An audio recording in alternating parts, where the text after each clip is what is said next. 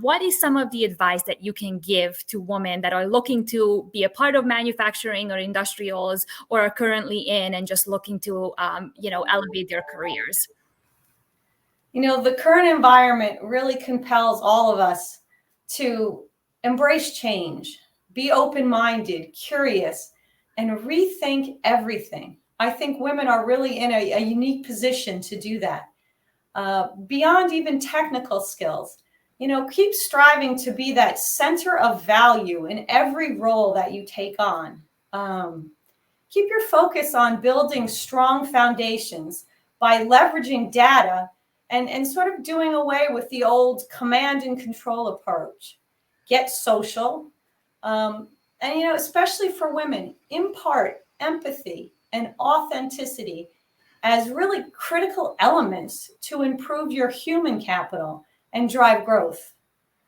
I would also say leverage your ecosystems. Don't be afraid to share information or seek it out and form partnerships. So at every crossroad, I would encourage women to don't just ask yourself which path will be the best advantage, but start asking yourself which path will give you multiple advantages.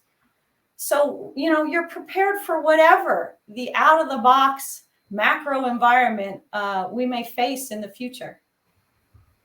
That is some amazing advice, and I think it probably is the best summarized advice I heard in a very long time for just generally people, and certainly women in manufacturing as well.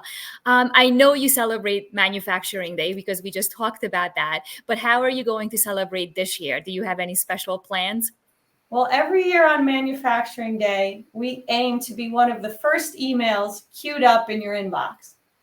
So we reach over 10,000 people in the manufacturing and financial sectors and remind them how important a strong manufacturing base is to our economy. U.S. manufacturing contributes more than $2.3 trillion to the U.S. economy each year. It provides more than 12 million high-paying jobs and conducts the majority of our private sector R&D. Manufacturing in the U.S. is highly technical, innovative, and really an exciting place to work.